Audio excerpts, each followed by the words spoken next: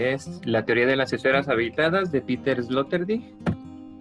Y primero él en su libro hace un recorrido sobre el concepto de la esfera. Y yo le pongo como la esfera ancestral. Y nos dice: la esfera es una bola del mundo y del cielo, es decir, un espacio que contiene lo terreno y lo espiritual. Ya desde ahí él hace como, no una división, sino una polaridad. Nos habla de lo terreno, que es lo humano, y lo espiritual, que es lo divino. La esfera es tanto una cosa divina como una cosa humana. Y ahí es donde a mí me llamó mucho la atención, porque esto se asocia mucho como la idea que tenían los clásicos griegos acerca del ser humano, que en nosotros está como esa parte divina. O sea, lo divino no está fuera de nosotros, el paraíso no está lejos, lo divino está dentro de nosotros, somos parte de ello. Es el símbolo de la totalidad, es decir, la esfera o la esfera es todos los espacios. Y es lo envolvente, lo alcanza todo y todo cabe en ella. Entonces, estas como tres características son los elementos importantes o que configuran a la esfera. ¿A cuál esfera? La ancestral, es decir, la esfera como Dios, como lo entendían los antiguos griegos. Esto me llamó mucho la atención porque habla de una idea anterior como al conocimiento que nosotros, a nuestra civilización, pues a lo que es la sociedad hoy. Es una idea medio primigenia de lo que es la deidad. No es este viejito que nosotros vemos o que nosotros tenemos bien grabado en la cabeza, sino que el Dios es una esfera y además es femenino. Y bueno, hay 7 propiedades de la esfera. Les voy a ir diciendo cada una de ellas. La primera es el presbitatón, o lo que es lo mismo, lo más antiguo. Es la ley antigua e inmemorial. La esfera es fundamento necesario. Tenemos que entender que cuando hablamos de una esfera, hablamos de una ley, algo que rige. ¿Qué rige? Pues todo lo que existe en el universo.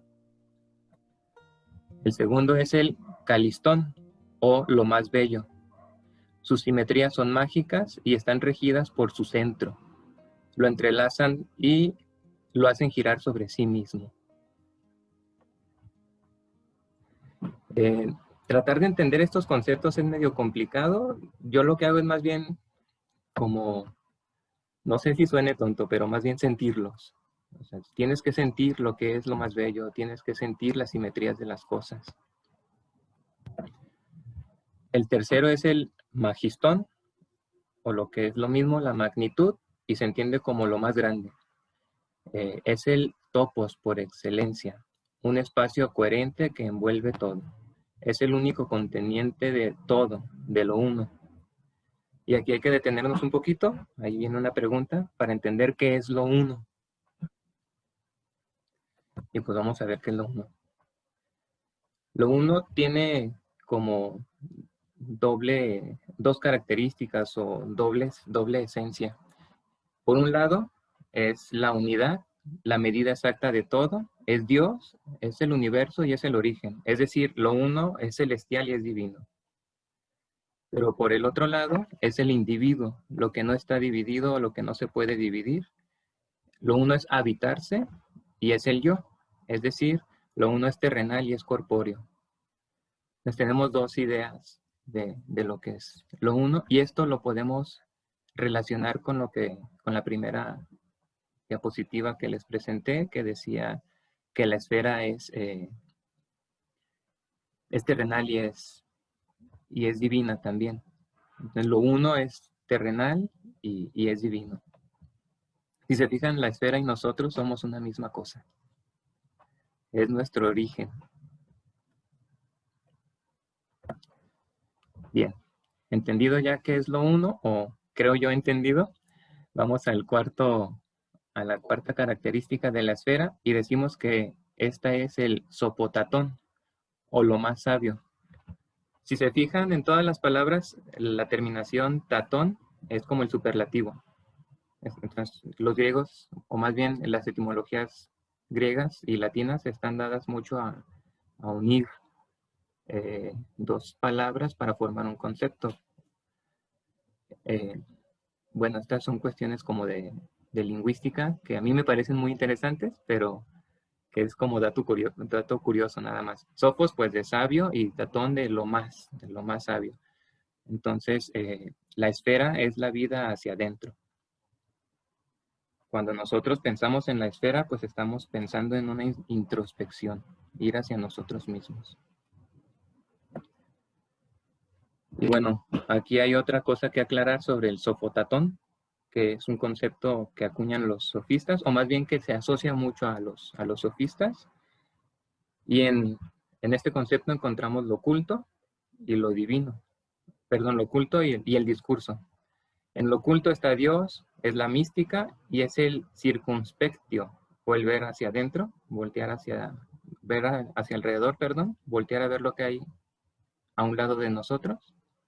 Y en el discurso, que es lo uno terrenal, está lo humano, está la razón y está el inspectio, que es el ver hacia adentro. Si se fijan, la mística y la razón parecen oponerse, pero son dos conocimientos que tenemos sobre el mundo. La razón es como nuestra conciencia actuando sobre el mundo y la mística es como nuestro subconsciente actuando sobre el mundo. Esas cosas que tenemos guardadas dentro de nosotros y que ni siquiera sabíamos que existían, pero ahí están, en un espacio alojado.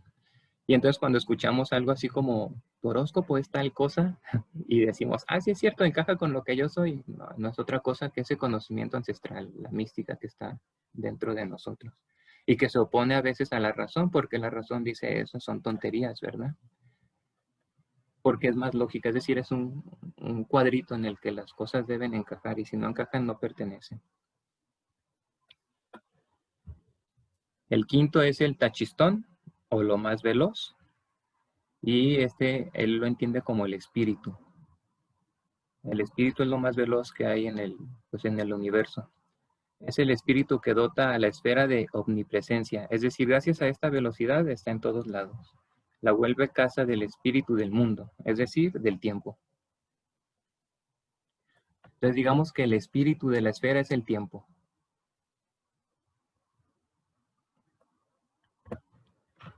El 6, el Ishirotatón, o lo más fuerte, que es la fuerza universal. Se integra el universo entero en ella. Es decir, la esfera es tan fuerte que puede contener dentro de sí el universo, sin sufrir. Y el último, el teión, o lo divino, lo que no tiene principio ni fin. Y esto me agradó mucho porque pues en una esfera no podemos determinar dónde inicia ni dónde termina. Sus dimensiones son inconcebibles, no podemos, si nosotros estuviéramos dentro de una esfera, bueno, ya lo hemos hecho cuando estábamos en el vientre, entonces las dimensiones eran incalculables, no podíamos entenderlas, más bien sentíamos la esfera. Y a través de esas dimensiones nosotros accedíamos al mundo. Pero eso lo vamos a ver más adelante. Bueno, estas son las 7 características de la esfera que creí que eran necesarias que las revisáramos así muy rápido para que entendiéramos cómo es que se compone una esfera. Es decir, este concepto de la esfera que postula Peter Sloterdijk tiene que ver con estas 7 características. No es nada más como, ay, se me ocurrió que la casa es una esfera porque es un lugar que puedo habitar y se acabó. No, hay una configuración tremenda en por qué la casa se transforma en una esfera y por qué nosotros necesitamos estar dentro de la casa. Pues estas 7 características son las que nos hacen habitar la casa. Y ahora sí, vamos a hablar de lo anterior fue la esfera, digamos, primordial o ancestral, y ahora vamos a hablar de las esferas habitadas. Es muy, muy breve lo que les voy a presentar. Si hasta aquí, antes de continuar, tienen dudas, pues me gustaría escucharlos. Si no, seguimos.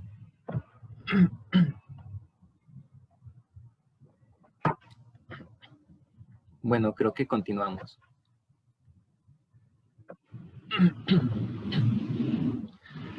La esfera es una estancia. La esfera es habitáculo y la esfera se llena de pequeñas estancias. Hay que distinguir entonces el concepto de habitáculo de estancia. Y aquí están como unas claves para poder distinguirlo. La estancia es un espacio designado para ser utilizado habitualmente. Nuestra oficina es una estancia, bueno, quienes vamos a trabajar a la oficina. El autobús es una estancia, quienes tomamos el camión. Nuestro auto, si tenemos auto, también es una estancia porque son espacios habituales. A ver. ¿Todo bien, verdad? Sí, es que Carmen está preguntando el nombre del autor. Igual ahora al terminar lo ponemos ahí en el chat. Sí. Y el habitáculo es un lugar destinado a ser habitado. Digamos que la clave para diferenciar y entender la magnitud de los habitáculos es la palabra destinado. En la estancia se designa, es decir, está allí, muchas veces podemos ir a él o no, y no pasa nada. Y el habitáculo tenemos que ir ahí, es decir, estamos destinados a ir a ese lugar, a habitarlo. Entonces las esferas son habitáculos, lugares a los que estamos destinados a llegar. Y bueno, ahorita vamos a ver que todo puede ser habitado. Esto es para mí lo más maravilloso de esto, que un concepto, una palabra puede ser habitada. Por ejemplo, la palabra odio, la habitamos de vez en cuando, muchas veces más de lo que deberíamos, pero ahí está, pues son lugares en los que nosotros encontramos refugio. A veces necesitamos odiar, a veces necesitamos amar, no siempre porque pues qué aburrido sería estar amando siempre, ¿verdad? O qué aburrido sería estar odiando siempre. Entonces tenemos que estar siempre saliendo de un lugar y entrando a otro.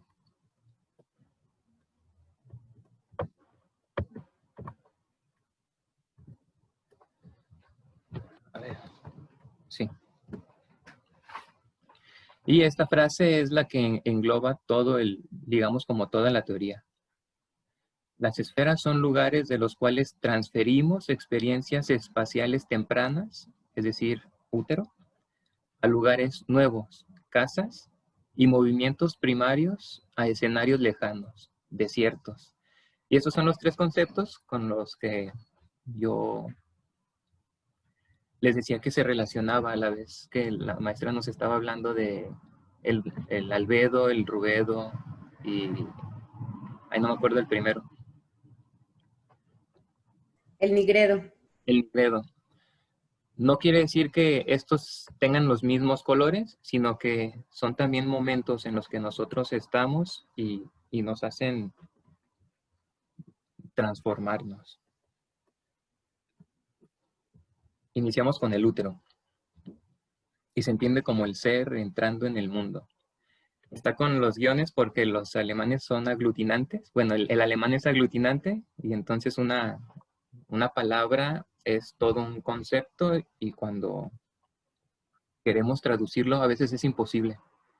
Hay conceptos en alemán que cuando los quieres traducir no hay otra más que juntarlos de esta manera. Porque así es de importante, pues, ser entrando en el mundo. Es el lugar de gestación. Aquí la palabra adquiere su forma primigenia. Aprendemos a reconocer los lugares y sus sensaciones. Es decir, no estamos aprendiendo en sí los significados de la palabra, sino sus sensaciones, cómo vibra el mundo.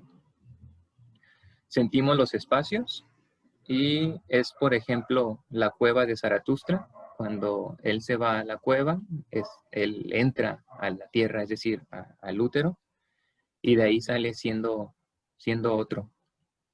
Y este lo podemos asociar con el nigredo, por el espacio en el que nosotros comenzamos a gestarnos. Y aquí me voy a detener un poquito porque en este punto me acuerdo de ese ensayo que les decía, que es con el que conocí a Sloterdijk, que se llama Venir al mundo, venir al lenguaje. Y él dice que el único momento en el que nosotros tenemos contacto con la naturaleza o con el mundo, él lo llama mundo, es cuando estamos en el vientre materno. Y después dice, nosotros nacimos ciegos al mundo y lo que nos ciega es el lenguaje. Es decir, antes de nacer nosotros veíamos el mundo y una vez que nacimos, nosotros nacimos ciegos.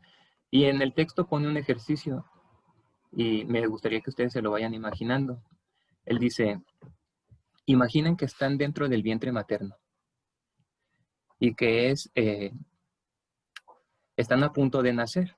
Entonces su madre está acostada en el quirófano y ustedes sienten las vibraciones del mundo. Justo cuando están en el alumbramiento, lo primero que ven en ese quirófano es una luz. Entonces él dice, si nosotros cerramos los ojos y de pronto abrimos los ojos, justo cuando nacemos, lo primero que vemos es un reflector, una luz que nos ciega. Esa luz es el lenguaje. Y entonces vamos por el mundo tratando de recuperar el primer instante antes de haber nacido. Y nos dice, cuando ustedes ven una película y sienten un nudo en la garganta y no pueden darle un nombre a esa emoción, ese es el primer instante antes de haber nacido. Cuando leen un libro y ese libro los conmueve y se pone su piel chinita y no saben por qué, es el primer instante antes de haber nacido. Cuando escuchan una canción y esa canción les genera un nudo en la garganta, es decir, todos los nudos en la garganta, todas las cosas que nos van conmoviendo y no sabemos cómo nombrarlos, son los instantes en los que nosotros estamos recuperando el primer instante antes de nacer, es decir, cuando nosotros veíamos el mundo realmente. Y eso a mí me impactó. Entonces, desde ese instante yo busco películas que me conmuevan, busco canciones que me conmuevan, porque necesitamos volver de vez en cuando al útero. No nada más porque ahí nos sentíamos seguros, sino porque ahí comprendíamos el mundo. Fíjense lo tremendo de esto. Vamos por el mundo caminando creyendo que sabemos cosas cuando realmente vamos ciegos por el mundo. Y el único momento en el que realmente sabemos algo es cuando tenemos un nudo en la garganta y no podemos decir qué es. Es decir, cuando pareciera que somos más ignorantes es cuando más sabemos. Bueno, ese es el útero, un lugar al que debemos volver de vez en cuando. Ay, perdón, mis perros están ladrando. Y luego sigue los traslados, o el metoiquesis, que es el cambio de casa, el ir a. Y lo podemos entender como el ser en el mundo. Cuando nosotros nos trasladamos, lo que estamos haciendo es ser en el mundo. Cuando vamos a nuestro trabajo, es un traslado, somos en el mundo. Cuando vamos al supermercado, somos en el mundo. Es decir, a todos los lugares a los que vayamos, estamos siendo en el mundo. Configuramos nuestras estancias, es decir, nuestras formas de ser. Si se fijan aquí ya, incluso la forma de ser es un lugar que nosotros habitamos.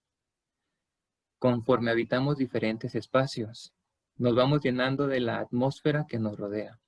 Y esto lo asociamos con el albedo, que es el momento de creación. Cuando nosotros decimos que somos en el mundo, es porque estamos enfrentándonos a él, diseñando nuevas formas de ser, siendo creativos, no dejando que su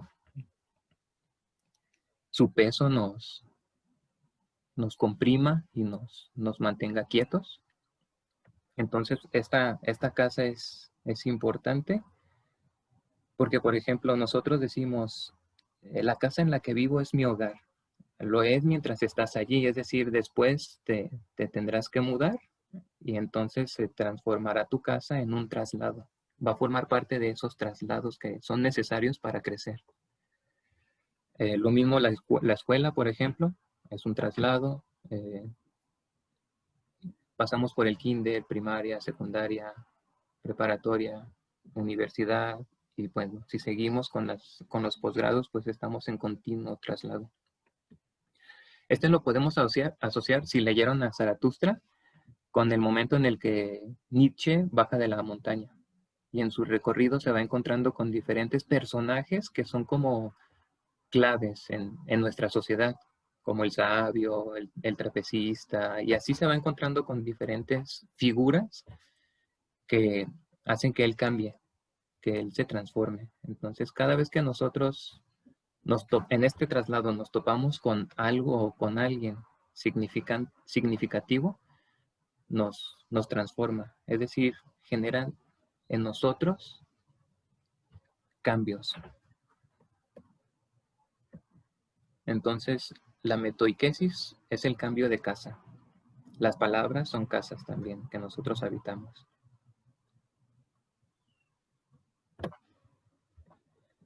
Y por último, el desierto o el ensimismamiento.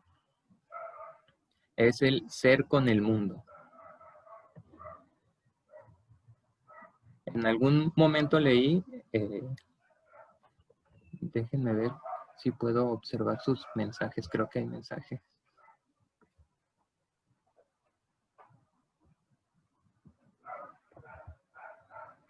¿Quieres que te los lea los mensajes? Sí, por favor. Sí, bueno, primero le puse a Carmen, le di respuesta a la pregunta acerca del autor. Maite exclama parece que hay mucho gozo en haber entrado y estar en este tema de parte de Maite. Luego hay un número, creo que es Arminda, que tiene el número 152039, dice: por eso mi amante invisible no necesita palabras, solo somos movimiento intraducible. Por eso no puedo dejarla, me siento como en el útero, certeza. ¿Qué clase? Están felicitándote. Gracias. Bueno, pues sí, la idea de que ustedes observaran estas como ideas no era que nos adentráramos como a una teoría en sí, sino más bien a las interpretaciones que le podemos dar a esta teoría. Y bueno, seguimos con el desierto. En algún momento yo recuerdo haber leído en un libro, pero no me acuerdo cuál es, que pensar es comenzar a estar minado. Sé que esta frase es de Nietzsche también, y me encantó porque me lo imaginé al instante. Me imaginé cómo las palabras iban entrando en nosotros y como en el desierto, que hay grietas, así nuestro pensamiento está lleno de un montón de grietas y que mientras más pensamos, más se adentran esas ideas en nosotros. Entonces nosotros somos un desierto, pero a veces no nos damos cuenta de eso. Y la clave es esta frase: darnos cuenta de que pensar es comenzar a estar minado. El desierto es el habitáculo del uno terrenal que nos permite establecer conexiones con lo uno divino. Entonces, cuando nosotros nos ensimismamos o estamos en el desierto, realmente lo que sucede es que estamos en contacto con lo uno divino que nos habita, que está dentro de nosotros. El pensamiento se vuelve un suelo agrietado por donde las ideas se filtran y van haciendo huecos. Nos vamos llenando de nosotros mismos. Y esto lo podemos asociar con el rubedo, que es ese instante de ruptura donde somos conscientes de nuestras potencialidades. Es decir, sabemos que somos con el mundo y no en el mundo.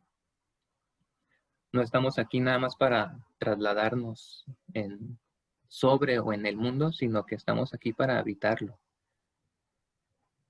Y si en ese estar aquí para habitarlo encontramos esos pequeños instantes en los que regresamos al útero o al primer instante antes de haber nacido, entonces estamos haciendo bien las cosas.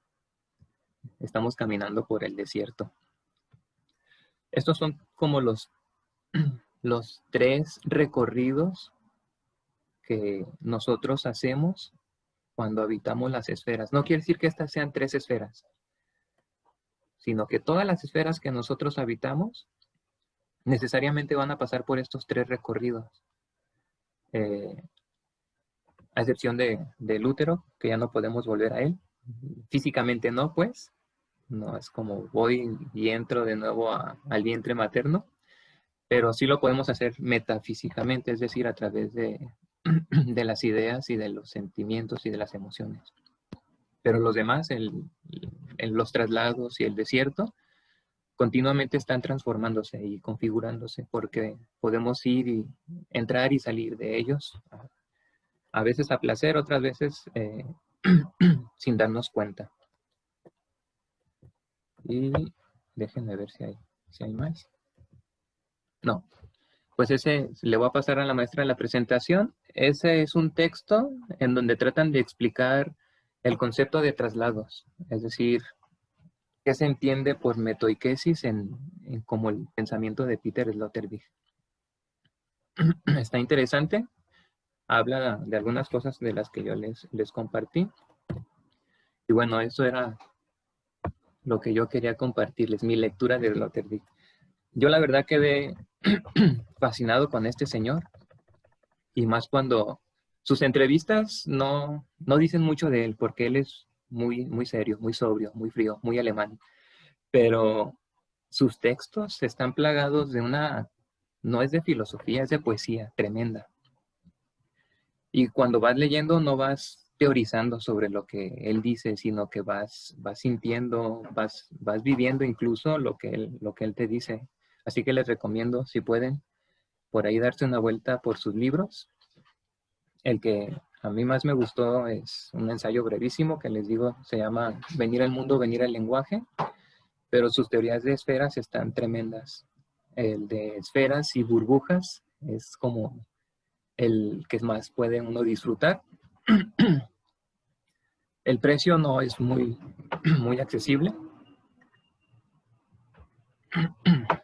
Digo no muy accesible porque yo, aunque disfrute de la lectura, no me gusta pagar más de 200, 300 pesos por un libro. Creo que la industria del libro necesita reconfigurarse y tener precios más accesibles.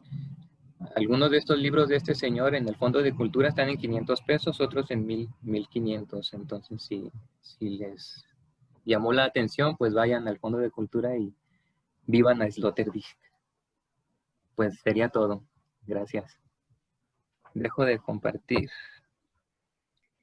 Pepe, pues creo que estamos todas conmovidas, a todos, porque ya por acá está también Antonio, conmovidos con esta información y que yo creo que vale la pena a lo mejor regresar e ir revisando, porque nos acabas de dar pues conceptos muy profundos que, como bien dices, es bueno que sean a través de la emoción que llegan, pero que luego también, bueno, como somos en este salón, somos muy dados a luego la explicación de eso que estamos sintiendo, yo creo que vale la pena, ¿no? Vania está pidiendo que la compartamos por correo. Claro, de hecho está grabándose, ¿sí? La grabé aquí, está grabándose en mi computadora y ya saben que la voy luego a convertir en video. Antonio dice muchas gracias por compartir este mundo de ideas nuevas, ¿sí? No sé si me salté algún comentario, ¿no? Mientras estabas exponiendo la presentación, ahorita les vamos a dar la palabra, yo recordé, y lo tenía aquí cerca, un libro publicado por Editorial Ciruela, que es bastante cara, Pepe. Los libros de Ciruela no están dentro de tus consideraciones de compra, pero luego hablamos de eso, de los libros y de la energía que uno le das al libro cuando lo compras. No es pagar mucho, no es pagar mucho 1,000, no es pagar mucho, de verdad no es pagar mucho 1,000 cuando el libro te va a entregar una investigación que para alguien a veces fue su vida entera. Entonces yo considero que no es pagar mucho y que de alguna manera hay un retorno, ¿no? Cuando tú inviertes, es mucho dinero, lo sé, y bueno, soy maestra, entonces, como tú, ¿no? No es que ganemos mucho, pero créeme, Pepe, y te lo digo porque pues tú estás empezando la vida, yo ya llevo algunos añitos, créeme que el universo, y en esto pues las mismas esferas nos lo están confirmando, el universo como esfera, va a encontrar la manera de que no sea un gasto, sino sea una inversión. Pero bueno, quiero comentar que mientras estabas exponiendo lo de las esferas, no sé si conoces el libro de los 24 filósofos, es literatura medieval, pues es anónimo, parece que estos 24 filósofos fueron unos sabios medievales, es un libro, yo llegué a este libro porque en Rayuela Cortázar habla de una esfera cuya circunferencia está en todos lados y su centro, no, cuyo centro está en todos lados y su circunferencia en ningún lado. No sé si leyeron Rayuela, esa frase ahí viene y es una frase que está en este libro, en el libro de los 24 filósofos, como una forma de expresar a Dios. Entonces, varias de los conceptos que me manejaste están en este libro. Te digo nada más, Dios es principio sin fin. Por ejemplo, ahí, fin sin fin, creo que lo manejaste, ¿no? En las esferas. Dios es mente que engendra la palabra, ¿no? Bueno, Dios es una esfera infinita cuyo centro se halla en todas partes y su circunferencia en ninguna. Dios es una mónada que engendra una mónada y refleja en sí mismo una sola llama de amor. La mónada también es esta unidad, ¿no? Bueno, yo creo que luego será bueno complementar con esto de los 24 filósofos la información. Yo ahorita simplemente la traje, no hay preparado nada para complementarlo, pero es su turno. Si quieres ponme la presentación acá, adjunta la Pepe para ir a través de ella con el grupo, ¿no? Y que vayan comentando sus impresiones y tú también les vayas a lo mejor resolviendo o dudas.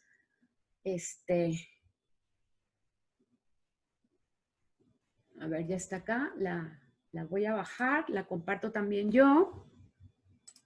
Y si quieren, entre todos, le vamos dando seguimiento. Qué gozo, porque además me parece que estamos tan conectados en Tritemius, que ayer que vimos a una chica de Argentina hablándonos de su trabajo con las figurillas de la diosa en arcilla, creo que era tan complementario de lo que acabas de decir. O sea, la mirada masculina sobre el mismo tema, ¿no? Entonces, es un complemento delicioso. ¿Alguien quiere comentar ahorita, antes de compartir la presentación? ¿Alguien quiere hacer algún comentario?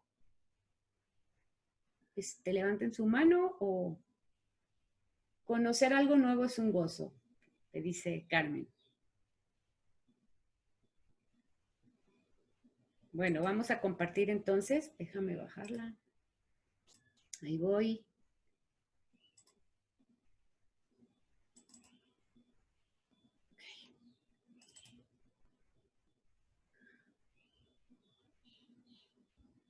Cuando nos hablaste de este filósofo, yo ciertamente me metí a investigar un poco de él y tiene un pensamiento muy interesante, cierto, muy parco. Ya están viendo, ¿verdad? Teoría de las esferas habitadas. Vamos. Pepe, aquí tú nos dijiste que tú le habías dado este nombre, ¿verdad? Esfera ancestral. Actívanos tu micro. Sí, cuando estaba haciendo la presentación, yo dije, bueno, de estas siete características de la esfera, pues se refieren a la configuración del concepto esfera en los antiguos, es decir, en esta cultura o en este conocimiento anterior al conocimiento, como pagano. Exacto. Entonces, por eso dije, bueno, es la esfera ancestral. Sí, incluso los presocráticos que estaban, exacto, es el concepto de los presocráticos. Miren, los presocráticos pues fueron los filósofos anteriores a Sócrates, de los que no tenemos textos de ellos, lo que tenemos es referencias a los presocráticos.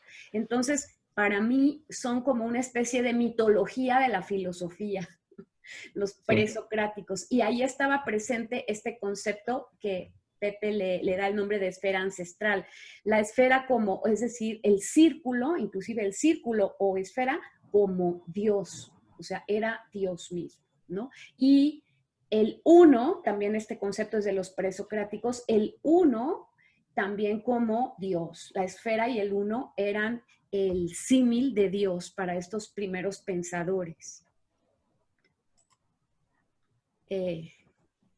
Cuando presentaste esto, Pepe, acá cuando nos presentaste Sfaira, bueno, a mí me remitió, no sé qué tanto sepas de las sefirot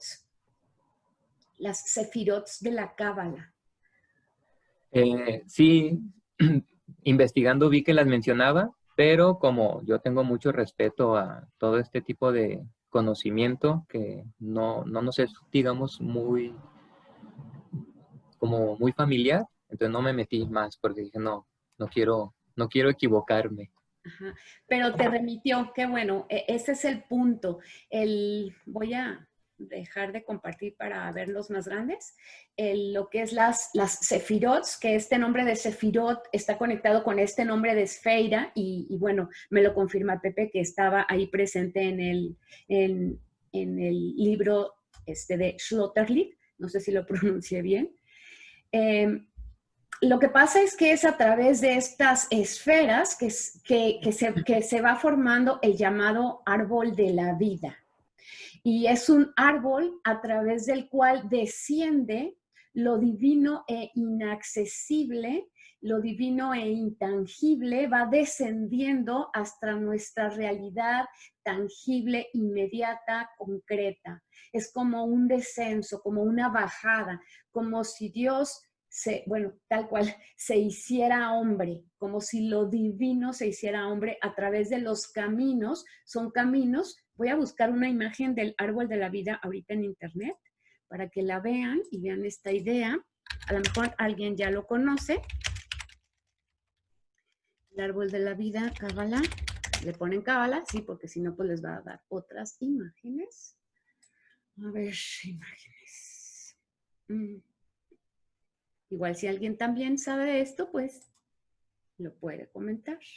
Esta idea está también en el libro del péndulo de Foucault. Estoy buscando una imagen ideal. A ver. Bueno, es que hay muchas. En el péndulo de Foucault tenemos que cada una de las esferas están conectadas con procesos, están conectadas con el conocimiento, están conectadas con capacidades, con atributos. Aquí tenemos, ¿ya lo vieron? Nada más, no nos vamos a meter a esto porque no está la clase preparada para esto, pero hay que conectar lo que nos acaba de compartir Pepe. Entonces, estas son las esferas, sefirots, pues, les llaman sefirots, pero es lo mismo que esfera.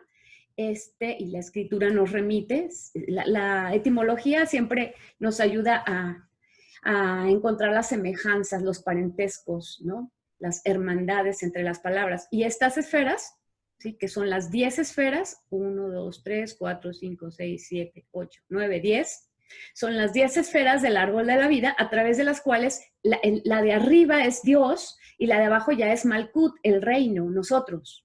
¿Sí? Esta sería como el reino de lo divino, y la de abajo sería el reino humano, pero es a través de este desplazamiento. Si están viendo la flechita, se va desplazando lo divino por varios caminos. De hecho, los 22 caminos, luego se vuelven las 22 letras del alfabeto hebreo, los 22 canales de sabiduría, los 22 arcanos mayores del tarot, y etcétera, de mística impresionante.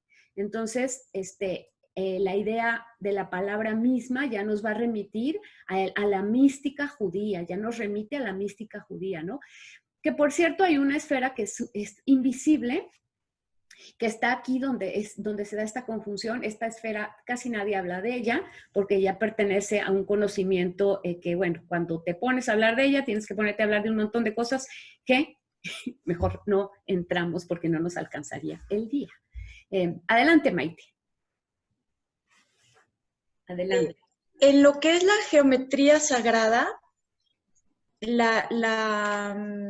esta estructura del árbol de la vida es la estructura básica de la composición de la flor de la vida, que incluso marca el inicio de la célula al ser fecundada la célula, cualquier célula al ser fecundada, la partenogénesis que va experimentando es en función de este acomodo y de estos fractales. Entonces, todo en la naturaleza, todo lo creado es a partir de una esfera y cómo se va proliferando y va formando estructuras más complejas, y este árbol de la vida también queda impreso en lo que es la kundalini del ser humano con los chakras, y entonces es la base mística, la base sagrada, la imagen de la divinidad expresada o plasmada en el círculo, que es la base, porque del círculo se desprende el tetraedro, el triángulo, el rectángulo, incluso las figuras que han dado símbolo a todas las religiones son a partir de esto. El pez, por ejemplo, son las dos unidas, y en medio de las dos es el pez. Entonces sí es muy interesante y es un conocimiento súper profundo, que ahora aplicado a lo que Pepe nos está enseñando, mostrando de una manera para mí innovadora porque no la conocía, me parece que todo está conectado, todos estamos relacionados de una forma muy, muy bella. Gracias, Pepe, disfruté mucho tu clase. Gracias, Maite. Sí, pues siempre sumas, y aquí está, que de hecho nos va a llevar, pues la explicación de Pepe nos llevó al útero, ¿no? Y aquí lo que acabas de comentar, que es este primer engendramiento, pues nos lleva también al útero. Entonces es una vinculación preciosa a la que estamos llegando hoy, es un presente gozoso, es algo que, bueno, de lo que tenemos yo creo que estar muy agradecidos de que el conocimiento está encontrando tantas maneras de vincularse, y que será mejor siempre concentrar nuestra mirada en lo positivo, por ejemplo, ahorita de este contacto virtual, y lo positivo de que podamos compartirlo porque se va a multiplicar. Bueno, vamos entonces a seguir un poco. Adelante, Maite. Perdón, nada más, ¿algún autor que hable sobre geometría sagrada y en especial de la flor de la vida y el árbol de la vida? Es Drúmbalo Melquisedec. Acá, lo ponemos, lo pones tú para que lo pongas. Ajá, ¿lo pones en el chat? Claro, claro que sí. Ok. De hecho, hay un maestro de geometría sagrada en España que me encanta, que luego ya les he compartido algunos videos de él. Se llama Jaime Buigas. Su especialidad es la geometría sagrada, y le da seguimiento también a la idea esta del círculo, pero bueno, luego se los mando, les mando un video, ya les he mandado videos de él, pero se los mando. Vamos a seguir compartiendo entonces la presentación de Pepe para seguir hablando de esto. Ay, volví a compartir esta. Entonces estábamos en esto, Sfaira, ¿no? Que luego nos lleva hacia las sefirot, estos círculos concéntricos de energía que están realizando procesos para que nosotros en esta mínima condición que tenemos, porque es una condición mínima, pero al mismo tiempo es grande. Parte de lo que dijo Pepe es eso, somos lo humano, pero también somos lo divino. Somos mínimos porque no sé cuántos años vamos a vivir, que comparados con no sé, simplemente los siglos que tiene, no sé, la raza humana, por ejemplo, pues entonces somos como chiquitos, pero somos grandes cuando entramos al conocimiento de lo profundo. Allí somos grandes, entonces somos chiquitos y somos grandes. Bien, entonces es una bola del mundo y del cielo, ¿sí? Un espacio que contiene lo terreno y lo espiritual, el símbolo de la totalidad, lo envolvente. Pues sí, ahí está el círculo, a lo mejor olvidado de su grandeza, ¿no? Con este maestro Jaime Buigas, del que les platico, luego comenta que se le hace muy triste que la clase de geometría se base en la compra del compás y las reglas, que se le hace súper triste que geometría sagrada sea simplemente una clase que a lo mejor la dejan para el final, porque, bueno, pues ya necesitamos llenar el tiempo y hagan circulitos y todo. No, porque es un encuentro con conocimientos ancestrales a través de la perfección de las figuras geométricas. De hecho, pues no sé si recuerdan que el mismo Platón, Platón hace una división según figuras geométricas de varias de sus propuestas, ¿no? Los sólidos platónicos se llaman. Si quieren investigar acerca de los sólidos platónicos, van a ver cómo cada uno de los sólidos platónicos remite a ciertas ideas, ciertas posibilidades, y por supuesto el primero es la esfera. ¿Quieres comentar algo, Pepe? ¿No? Bueno, vamos a... yo quiero hablar de esto de las palabras, ¿no? Lo que nos dice Pepe de las palabras, no solo de la palabra en alemán que luego acomodó para hacernos entender lo que era la palabra, sino de estas palabras con terminaciones que para nosotros a lo mejor ahorita, pues, tatón, así, bueno, pues, nos cuesta trabajo entrar porque es algo que no es el saludo inmediato de los amigos, no es la entrada al muro donde está todo ya articulado como conocido, no, es una palabra que de repente pues dice que. Entonces pues la primera es pre es pre, ¿no? Sí, todo lo anterior. Ya cuando la empezamos a dividir y sabemos que pre es lo anterior, ya la pura palabra, ¿no? Prehistoria. ¿Sí? O sea, lo anterior a la historia. Entonces ya la palabra va dando como su rostro interior. Yo digo su rostro interior, como cuando conoces a alguien, primero es su nombre, ya luego más o menos habla de cierta manera y ahí va. Pero acá, cuando la palabra ya se muestra en su interior, entonces lo antiguo. Fíjense qué bonito, la ley más antigua inmemorial. Me fascinó cuando Pepe dijo que estábamos ahí cuando se nos pone la piel chinita. Bueno, es que eso fue precioso, Pepe. Bueno, Pepe, eres admirable. Bueno, todos son admirables, pero ahorita le toca a Pepe que se lo diga. Y es un gozo todas tus participaciones. Ahorita estamos guardando 2 participaciones que nos mandaste para lanzarlas cuando no haya clase, porque las tenemos así como, como plato fuerte y ahorita dije, a ver, poco a poquito, ¿no? Para que gocen las que ya están ahí. Recuerden que en el WordPress de Tritemius, que es el periódico de Tritemius, recuerden que ahí hacemos publicaciones suyas, pero si no las ven y no las comparten, pues es como si no existieran. Vamos. Luego acá, bueno, lo de Tatón, que decías que era como lo más grande, ¿no? Entonces, regresamos acá porque es esta terminación junto con el inicio, pues nos lleva a un tiempo inmemorial, ¿eh? Yo leyendo a Simone de Beauvoir, que gracias Lourdes porque me regalaste los 2 tomos, ¿verdad? El segundo sexo, gracias, los tengo por ti. Yo creo que luego de que me los regalaste, no sé, te debes haber sentido como, ay, ¿por qué se los regalé? Pero sin embargo me los regalaste, gracias. Pero bueno, leyendo a Simone de Beauvoir, ella explicaba lo femenino, voy a hacer una crítica del libro, explicaba lo femenino con un siempre. Decía esto siempre, y su siempre no era siempre de esta esfera. Su siempre era el siempre de la historia patriarcal, el siempre del patriarcado. El siempre de Simone de Beauvoir en el segundo sexo no es el siempre, ¿sí? No sé si me explico. Ella estaba tomando en cuenta la historia femenina solo del patriarcado a la fecha.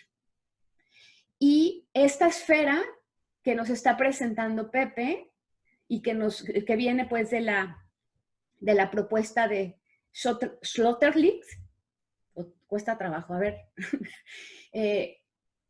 Esto es un siempre verdadero, es una palabra siempre prácticamente inalcanzable para nuestro sistema racional. Nuestro sistema racional, el nuestro, es muy chiquito porque lo contamos a partir de cuántos años tienes o lo contamos a partir de que... Ay, voy a quitar esto. Ay, ay, ay. Perdón. Estoy en clase, hermosa, ¿te hablo? Perdón, era mi hija. Por eso es la hermosa. Bueno, entonces siempre de esta esfera, pues es absoluto, ¿sale? Es el siempre al que a lo mejor no podemos alcanzar con esto. O sea, no podemos alcanzar con esto. Podemos alcanzar como con, también lo expresó Pepe, yo trato de no entender, sino de sentir. Dijiste algo así, que tratabas todos los conceptos que propone el filósofo, los tratabas de sentir. Entonces, pues es súper difícil sentir el siempre con lo racional y las nociones que nos entregaron en clase. Y las nociones que nos entregaron en una sociedad muy limitada, no, pues son las limitaciones naturales. ¿Sale? Entonces vamos a entender esto así, ¿no? Es inmemorial, ¿sale? Inmemorial y es fundamento. Bueno, esto precioso, ¿no? Lo más bello. Otra vez volvemos a Platón, ¿no? Con lo bueno y bello, ¿no? La idea de verdad, bien y belleza. La idea de verdad, bien y belleza como unidades. Esto lo propuso Platón y bueno, Platón ya está inscrito en nuestra historia, en nuestro universo patriarcal, pero no quiere decir que no esté hablando también de verdades pues ancestrales. Por supuesto que todos podemos hablar de verdades ancestrales cuando vas al origen. Entonces, otra vez va con la idea de la geometría sagrada, ¿no? Son simetrías mágicas. El círculo, fíjense bien que el círculo, como dijo Pepe, ¿dónde empieza? ¿Empieza aquí? No, no sabes dónde empieza. Y son infinidad de puntos, todos vinculados. O sea, la belleza del círculo, la perfección del círculo es que son infinitos puntos, todos vinculados y todos a la misma distancia del centro. Esa es la belleza del círculo y si nos acercamos a la belleza del círculo, a lo mejor dices, pues yo estoy acá y X persona está acá y yo difiero, ¿no? Vamos a suponer, ven mi flechita, pues aquí está una X persona, o aquí estoy yo y aquí está otra persona y difiero. ¿Por qué? Pues porque claro que estamos en esta desvinculación de vernos como extremos, pero el acercamiento al centro de cada uno de los puntos es la belleza de, pues, el bien, la verdad y la belleza, que no está acá, está en el centro. Regidas por el centro, lo entrelazan y lo hacen girar sobre lo mismo. Pero nos cuesta mucho trabajo ir al centro, porque siempre estamos en nuestra pequeña postura, todo. O sea, cuando digo, esto lo digo también desde lo que yo, no lo digo por otros, lo digo yo. O sea, estamos en una postura personal y te cuesta un chorro de trabajo ir hacia el otro lado, pero yo no, tampoco es ir hacia el otro lado, que encontré una palabra muy bonita para ir hacia el otro lado, es una palabra difícil. Y la escuché en inglés, entonces no sé si le esté diciendo bien, es como la entrada a la otredad, bueno, es difícil, luego les daré otra clase, pero es la entrada a la otredad, digamos que vamos de aquí a acá, pero lo que sí podemos es ir al centro, eso es aún más fácil. Está la magnitud, pero la magnitud como lo más grande, pues también los científicos han hablado del universo como algo que está en expansión y su magnitud es, pues, tampoco comprensible para nosotros, ¿no? Una capa que nos protege, que nos contiene. Si tienen comentarios, activen su micro y, ¿sale? Aquí creo que Pepe había puesto una pregunta, ¿qué es uno? ¿No? De lo uno, la aumentada unidad. Híjole, creo que este es un tema en el que está trabajando el mundo hoy. No nosotros, el mundo. El mundo está trabajando en lo uno, en la unidad. Urge. Adelante, Pepe. Sí, de hecho en este punto, nada más que ya al final no quise extenderme más, pensaba agregarle cuestiones como de la teoría de la personalidad, sobre el yo, el ello y el superyo, que son los que configuran en la realidad al uno terrenal, no al uno divino. Allá ellos tendrán sus propios sujetos que los configuran. Pero en la parte terrenal, a mí siempre, desde que tomé la clase esta de psicolingüística, yo quedé clavado con el ello, el yo y el superyo. No como cuestiones psicológicas, sino más bien, no sé, como metafísicas o cosas por el estilo. Pero bueno, ya no quise extenderme, nada más me pareció muy importante como entender la dualidad que nos habita. Y en la teoría de la personalidad no son dos, es decir, son tres los que están dentro de nosotros, por eso somos individuos indivisibles. Yo les explicaba, en algún momento di una clase de teoría lingüística, y yo les explicaba a los alumnos que por qué cuando decimos, ¿por qué individuo? Es decir, ¿qué define al individuo? Y ellos decían, pues que somos únicos e irrepetibles. Y entonces yo les decía, no, vayan al concepto, vayan a la palabra individuo, es decir, no se divide. ¿Y por qué si nosotros somos uno, no nos dividimos? Y es donde ya les hablaba de los tres sujetos, pues, que somos tres y cada uno de ellos es diferente. Y nosotros podemos decir que somos, digamos, somos normales o sanos porque esos tres viven en comunión, es decir, se aceptan entre sí. Pero cuando uno de ellos no acepta al otro, entonces es cuando empiezan como los conflictos. Y es más fácil identificarlo en el discurso. Bueno, yo iba hacia allá, pues que en el discurso podemos ver si esos tres sujetos están siendo amables entre sí en nosotros. Y si no, lo vamos a detectar en el discurso. Pero bueno, eso era, me pareció que era extenderme de más. Te puedes extender todo lo que quieras, Pepe. Siempre estos espacios son para que se extiendan todo lo que quieran. Y si necesitan más tiempo, o sea, este espacio es de ustedes. Yo ahorita tomé la palabra porque me la diste, pero te puedes extender todo lo que quieras. Sí. Este concepto de la Trinidad dentro de nosotros, me gusta llamarle Trinidad porque entonces conectamos esos tres que somos con lo divino, ¿no? En el momento en que le llamamos Trinidad. También viene de la geometría sagrada, ¿no? Porque primero tenemos el punto, que es la unidad, el punto, el nada más el uno. Pero luego ese uno es algo diferente a lo demás, ¿sí? A lo que lo rodea. Porque aquí está el punto, pero aquí está lo que no es el punto. Entonces surge la dualidad, el punto y lo que no es el punto.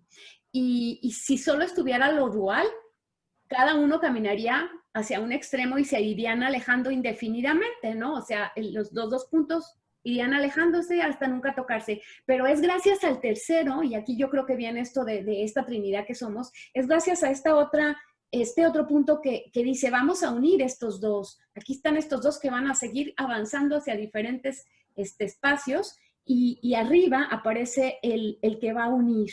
Entonces será el triángulo y se da esta unidad, se unen finalmente los tres en el triángulo, que es otra propuesta de Dios. El triángulo es otra de las propuestas de Dios, ¿no? Y aquí, pues, esos tres que somos. Bien, a ver, seguimos. Decía ahorita Carmen en los comentarios que sí, que es hoy urgente y necesario que entendamos este concepto de lo uno, de la unidad. A lo mejor la cuarentena que nos ha dolido tanto trajo al mundo algo que pues le está pasando a todo el mundo, ¿no? en esto de la cuarentena le pasó a todo el mundo, o sea, hubo un virus que abarcó la totalidad de nuestra esfera, o sea, la totalidad del planeta, que de hecho es una esfera donde habitamos. A lo mejor para que comenzara a suceder algo a lo que nosotros le tenemos que dar paso, ¿no? A la comprensión de nuevos conceptos. Bueno, acá, pues está, mira, este triángulo que mencioné, ¿no? Acá está el uno y acá están estas dos aparentes dualidades, ¿no? Lo celestial por un lado y lo terrenal por otro. y arriba lo uno uniéndolos, ¿no? Fíjate, Pepe, qué bonito lo que nos presentas. Creo que queda muy claro esto uno, que es lo que termina uniendo, porque ambos están en lo uno. O sea, en lo uno está lo celestial y en lo uno está lo terreno. ¿Sí? En lo uno está lo divino y en lo uno está lo corpóreo. Hay un concepto que también es griego, que es el concepto bios y zoe.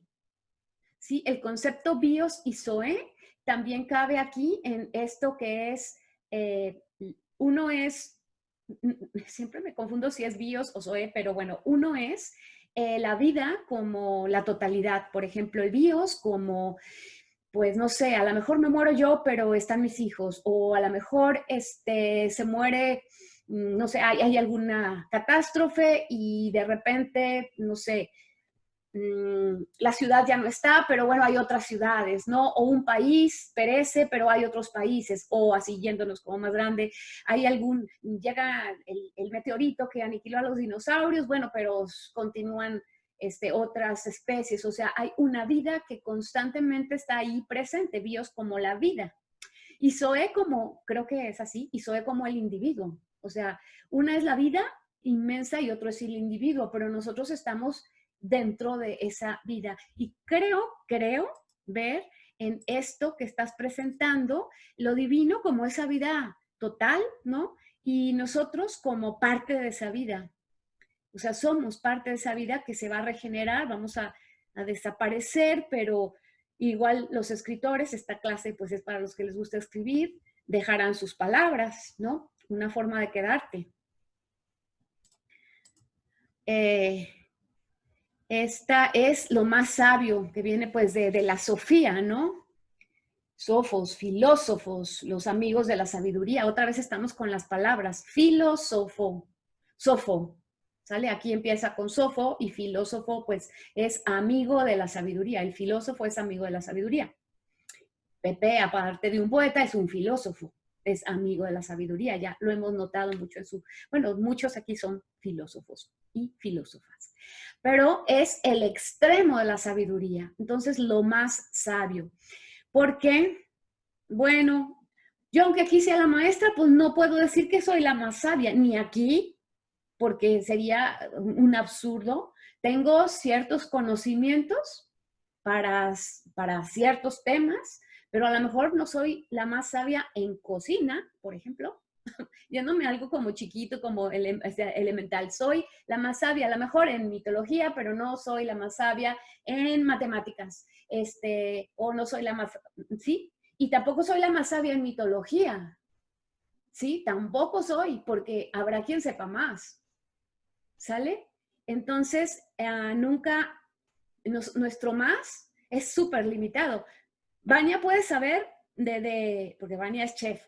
Entonces, Vania sí que puede saber aquí en este pequeño círculo más que otros, ¿no? Maite puede saber aquí en este círculo más de astrología que otros. Entonces pero hay un más que es el más total. Otra vez, como cuando dijimos que es este siempre, al que nosotros, pues es que siempre me haces esto, ¿no? A X personas, siempre haces esto. Pues hay que tener mucho cuidado en la palabra siempre. Entonces, este más extremo de sabiduría, otra vez es inaccesible a nuestra sabiduría humana. Ni siquiera, porque la intuición se acerca, la intuición se acerca. Creo que por ese medio podríamos tener acercamientos, pero tampoco quiere decir que sea absoluta, porque está cubierta por muchas capas de razón. Entonces la razón hace que esa intuición a veces no le hagamos caso, dudamos de lo que estamos intuyendo, tenemos dudas, ¿no? Y entonces por eso ese más que está en la esfera es el conjunto de la sabiduría, pues también inalcanzable, ¿no? ¿No hay comentarios? ¿No? Y esta sabiduría que dice aquí Pepe es la vida hacia adentro, que al mismo tiempo creo que es súper difícil, ¿no? la vida hacia adentro, porque pues estamos tan materializados, la cultura nos ha vuelto tan materialistas, nuestra misma corporeidad exige alimento, exige confort, y estamos distraídos, ¿no? Estamos distraídos de esa vida hacia adentro, pero ahí está la posibilidad. De hecho, pienso que los sueños son un camino ideal para esta vida hacia adentro y para la adquisición de sabiduría. Decías también algo, Pepe, acerca de habitar los sueños, ¿no? Dijiste algo así. Sí, bueno, mencionaba a Gastón Bachelard con su poética de la ensoñación, y que, bueno, los sueños son lugares en los que nosotros continuamente estamos habitando. A veces nos damos cuenta, otras veces no. Bachelard hablaba más bien como de la estructura de los espacios oníricos, cómo es que nosotros vivimos en esas otras dimensiones, pues. Pero fíjate, aquí está conectado con la esfera y con una esfera que se va a habitar, entonces, y es esa vida hacia adentro, es ir hacia como ese centro. Sí, bueno. Aquí... Perdón, ¿cómo se llama el libro de Gastón Bachelard? Poética de la ensoñación. Gracias. Aquí, fíjense lo que a mí me pasó. Voy a confesar lo que a mí me pasó, que creo que es el problema con las palabras. También Pepe mencionó cómo las palabras luego lo que hacen es que nosotros estemos ciegos, ¿no?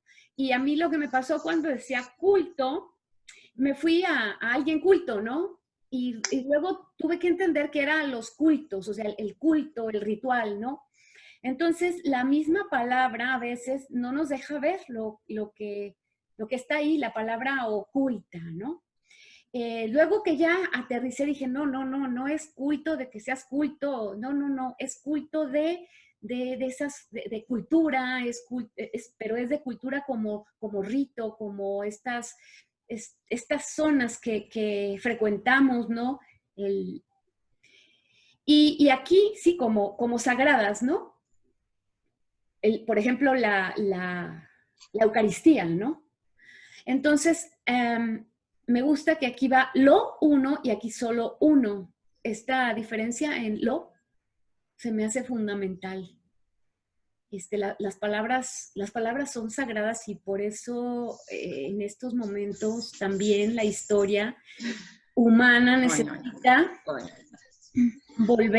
necesitamos volver urgentemente a lo sagrado de la palabra. A no estarla como gastando. La palabra está, híjole, ciertamente nos vuelve ciegos, pero hoy en día está tan abusada, tan violentada, que pues es un velo inmenso, ¿no? La palabra. Y hay que estar atendiendo cuando se pone lo uno contra uno. Es decir, lo divino, ¿sí? Lo divino contra Dios o diosa, no. Lo divino. Ya no digas diosa o no digas Dios, di lo divino, ¿sí? Se puede manifestar a través de una figura femenina, ¿sí? O se puede manifestar a través del Padre, el Padre como algo sagrado, como la protección, pero es lo divino y contiene la totalidad. Bueno, entonces Dios, la mística y un ver alrededor, otra vez el círculo, y acá lo humano, la razón y ver dentro.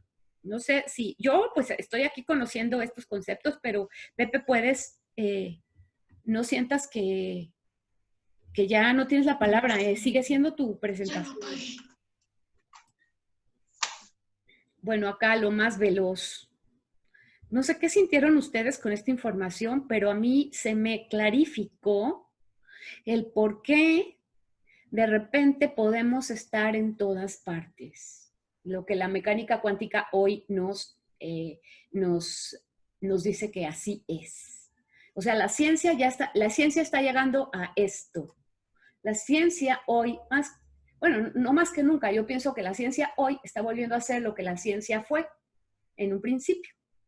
Que la ciencia era una vinculación de todos los conocimientos, ¿sí? Los presocráticos, por ejemplo, los presocráticos eran matemáticos, filósofos, médicos. Los presocráticos eran conocedores de la totalidad y eran vinculantes de los saberes.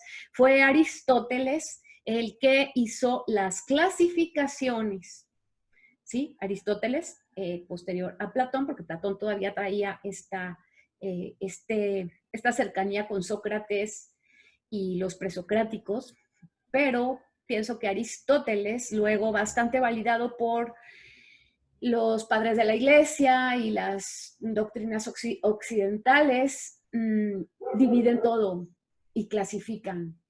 Y en la clasificación nos vuelven especialistas. Y al volvernos especialistas, ya no sabemos otras cosas. ¿Qué pasó, Maite? Esto de que las palabras nos ponen ciegos, ¿esa era la frase? ¿Sí? Sí. ¿Me podrías, Pepe,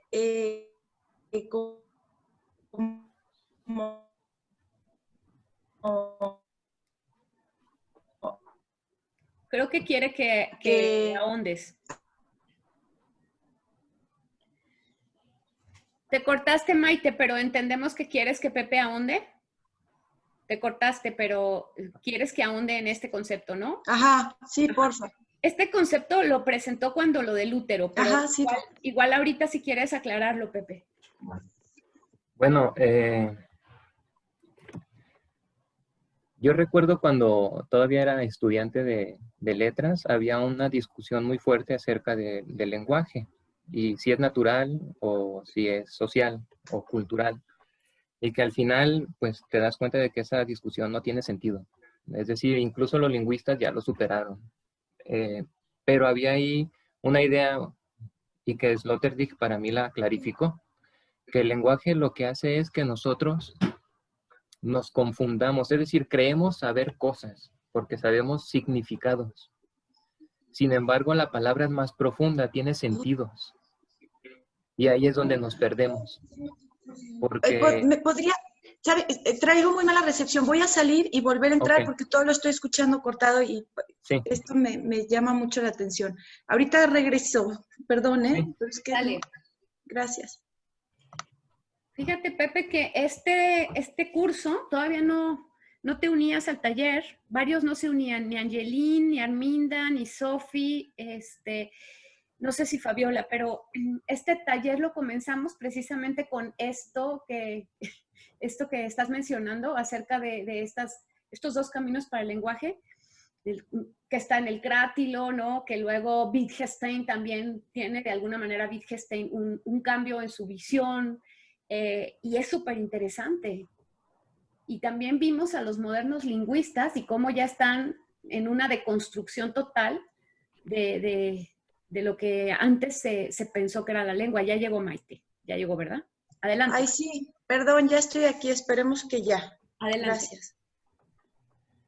Bien, bueno, comentaba, esperemos que ya no se corte, que la idea de que nosotros tenemos conocimientos o que sabemos algo es como, no sé si decirlo una mentira, pero no tiene tanta verdad.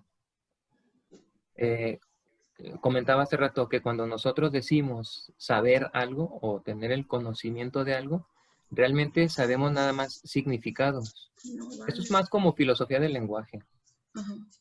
La palabra tiene significado, tiene sentidos, tiene signos, tiene referentes, es decir, está configurada por un montón de cosas, muchas. Pero nosotros los hablantes nos quedamos nada más con los significados. Y lo peor de todo es con lo que significa para nosotros, es decir, con un sentido. Y cuantos hablantes haya son sentidos para las palabras. Por ejemplo, la palabra amor tiene un significado fijo, que está ahí en el diccionario, pero tiene muchos sentidos. Ahorita nosotros somos, ¿cuántos? 14 participantes, 14 sentidos para la palabra amor. En ese sentido, la idea de que la palabra nos ciega, quiere decir que, y va más allá, no es tan simple como cada quien entiende lo que quiere entender, sino que nosotros conocemos una realidad ficticia, elaborada, que no es la realidad fuera del lenguaje, es decir, el mundo natural. Yo sé lo que es un árbol porque en el kinder me enseñaron a deletrearlo, árbol, y luego me mostraron la imagen y esa imagen se quedó grabada en mi cerebro y la asocié con el que está allá afuera y generé un concepto, árbol. Entonces yo conozco el mundo, la palabra árbol, por el lenguaje, no por cómo se siente, no por cómo huele, no por cómo puedo treparlo, no por las hojas que se le desprenden, sino por el concepto que la realidad generó en mí. ¿Qué quiere decir? Que el árbol realmente que yo tengo en la cabeza es otro, muy diferente al que vive en el mundo. Y no puedo acceder ya a ese árbol. ¿Por qué? Porque el conocimiento me lo impide, el lenguaje me lo impide. La única manera en la que yo accedía a ese árbol es cuando estaba en el vientre materno. Y si mi mamá pasaba por un árbol, la placenta, yo sentía las vibraciones de ese árbol y entendía lo que era un árbol. Si mi mamá se paraba frente al color blanco, yo sentía el blanco.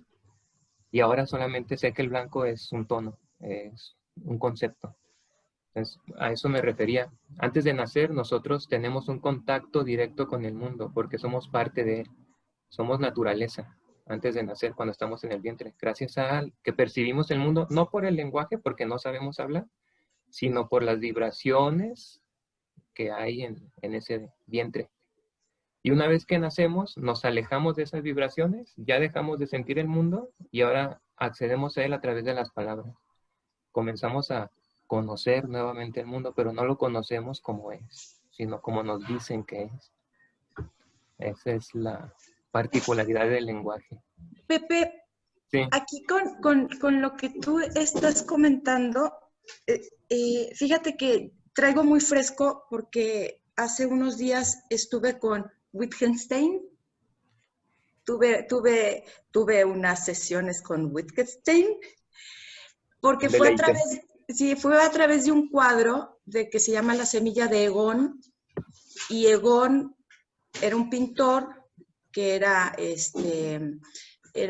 discípulo de Klimt, y entonces una doctora en arte y lenguaje hizo un estudio acerca de Egon, como era contemporáneo de Wittgenstein, entonces tratando de interpretar la obra de Egon a través de Wittgenstein. Entonces, de ahí me fui a Wittgenstein y es un filósofo del lenguaje, y como nuestra clase era de fundamentos literarios, me resonaron muchísimas cosas.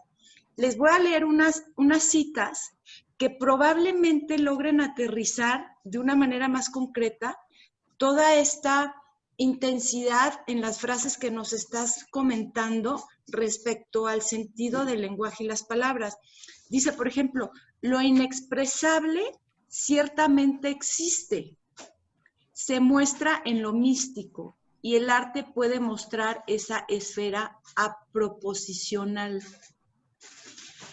Aquí yo me voy a lo que comentas, o sea, hay palabras que nos ciegan, porque lo que estamos viendo no se puede expresar. Sin embargo, una salida para expresarlo puede ser el arte, que es lo que nos está diciendo Wittgenstein. Luego dice, el objetivo de la filosofía del lenguaje, es mostrarle a la mosca la salida de la botella de cazamoscas. O sea, esto está padrísimo. El objetivo de la filosofía del lenguaje es mostrarle a la mosca la salida de la botella de cazamoscas. Y luego dice, hay cosas que no se pueden hablar, sino solo ser mostradas. Aquí hago una acotación a través del arte. Y luego dice, vale, por favor, ¿me das espacio? Luego dice, los juegos del lenguaje muestran que el significado de las palabras, está en el uso. El significado de las palabras está en el uso. Las formas de vida crean contextos del lenguaje. El lenguaje queda fijada por la convención. Eso sí, una convención naturalizada por el uso humano. Los signos y las reglas que rigen el lenguaje viven en el uso, y si no se aplican, están muertas. Entender un poema es comprender algo que solo esas palabras en esa posición pueden expresar. Y todo lo resume en el modo de mirar. Entonces, yo creo que de alguna manera esto nos puede aterrizar porque es mucha intensidad. O sea, el lenguaje es que se puede volver tan abstracto, tan de todos, pero a la vez se puede volver tan concreto, tan de uno. Y eso es bellísimo, eso es bellísimo. Sí era más o menos por ahí esta situación de estar ciegos frente a enfrentarnos a un concepto que tal vez no logre expresar lo que en realidad es la sensación. Sí. De hecho, cuando tú dijiste para ponerlo más claro y mencionaste a Wittgenstein, a mí me parece extraño que te parezca claro porque Wittgenstein por lo regular es muy oscuro.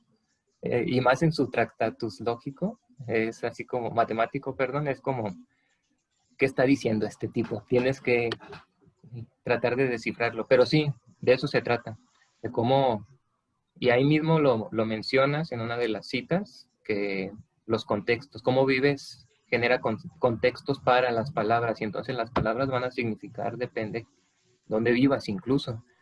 Las palabras de alguien que vive y hablantes del español, de la misma nacionalidad, del mismo país, del mismo estado. No es lo mismo para alguien que vive, no sé, en La Calma, como él llega a una palabra para alguien que vive en la colonia Jalisco, por ejemplo. Ese es el contexto y ahí genera significados. Claro. Ok, gracias. Incluso quién te presenta las palabras, ¿no? O sea, porque cada palabra nos la presenta alguien en la vida. A lo mejor ya no te acuerdas quién te la presentó, pero se quedó. Les prometo que en el correo les vamos a mandar las clases donde vimos esto de Wittgenstein. En efecto, Pepe, creo que a Wittgenstein ni su maestro lo había entendido, ¿verdad? Pero bueno, nosotros creemos haberlo entendido un poco. Creemos. A mí, yo creo que me dio muchísima luz. Muchísima luz. A mí lo que me da luz de Wittgenstein es que él habita dos posturas, porque primero tiene una y luego él mismo se muda y hace como una aclaración de su primer postura. Entonces a mí, con eso, a mí Wittgenstein ya me dijo de cómo hacer un encuentro entre dos, o sea, ambos tienen algo que darnos, ¿no? Quiero leerles, porque ahorita que estaba hablando Pepe de esto del vientre, que lo dijo tan bello, lo dijo de forma tan poética como estando dentro del vientre de la madre, conocíamos el blanco por sus vibraciones y el árbol. Qué bonito. Les quiero compartir un poema que está en Los mitos del alba que habla de eso. Entonces, se los comparto porque de repente yo pienso que la gente no me va a entender, pero ahora que este grupo, pues a lo mejor pueda entender algunos poemas que para otros sean oscuros, pero se los leo, ¿no? Los mitos del alba fue publicado por el SECA, ¿sí? El Consejo Estatal para la Cultura y las Artes. Fue en el... ¿Qué fue? O sea, no está en Salto Mortal en el 2011, sino que lo publicó el Consejo del Estado. Pero yo tengo varios ejemplares que con gusto les mando de regalo si les gusta. Y dice... En tu sangre fluyen signos de un código divino. Solo debes escuchar la sagrada escritura del útero y recordar cuando te convertiste en verbo. Tu voz apenas araña la superficie que resguarda la vida como un velo. Cada letra es hogar de un espíritu desmesurado. Mis párpados se cierran y leo dentro un libro inagotable. Y luego también hay algunas mayúsculas que son importantes en el poema, porque ahorita lo leí, pero a lo mejor no se ven, pero hay mayúsculas como verbo, como vida, como sagrada escritura, que creo que comparten esta idea que nos está dando Pepe, de cómo adentro teníamos ese conocimiento. Bueno, al menos es lo que quise decir, pero la poesía hoy es un poco hermética. ¿Vamos a seguir compartiendo o tienen algo? ¿No? Seguimos en esta aventura de... Bueno, lo más fuerte, la fuerza universal. Yo creo que esta fuerza universal también está manifestada a través de, no sé, el magnetismo, ¿no? Hablamos del magnetismo como algo externo a nosotros, pero pues son la gravedad, ¿no? La fuerza nuclear, todo esto que está generando las bombas, pues es una fuerza universal que está más allá de nuestras fuerzas humanas.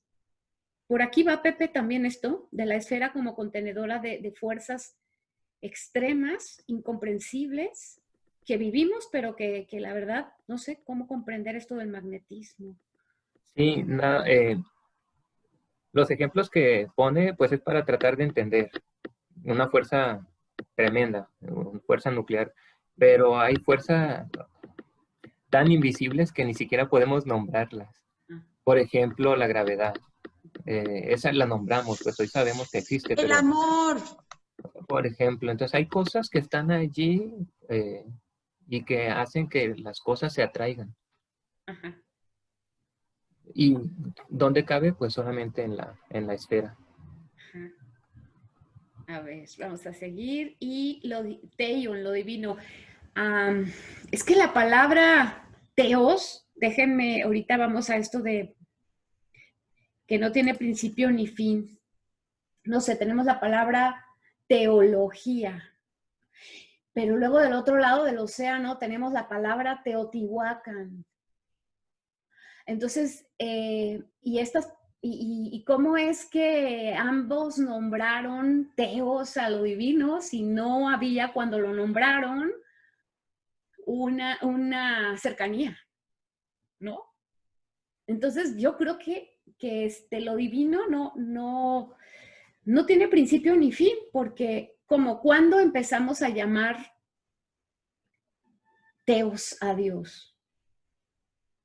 No sé si me explico con esta pregunta. Sí, o sea, le dimos el teos, o sea, lo estoy pronunciando, pero si lo pronunciaron de igual manera en otro lado, es que hay una semejanza, no en lo externo, sino en lo interno, y esto externo la manifiesta. Porque yo siempre me he preguntado, ¿cómo? ¿Por qué este teos de América es ese mismo teos? Si no estaban o estuvieron vinculados, y como estamos en esa mínima visión de la vida, pues creemos que estuvieron separados, y en la esfera no cabe la separación. Entonces, igual por eso están ahí manifestando la palabra de lo divino está manifestando lo divino en sí misma. O sea, esto es como un milagro de la palabra. Bueno, y acá me encantó esto de las esferas habitadas, yo creo que a todos, ¿no? Acá comentabas que la esfera no es una estancia, ¿no? Que es un habitáculo. Igual, no sé si quieres ahondar en esto.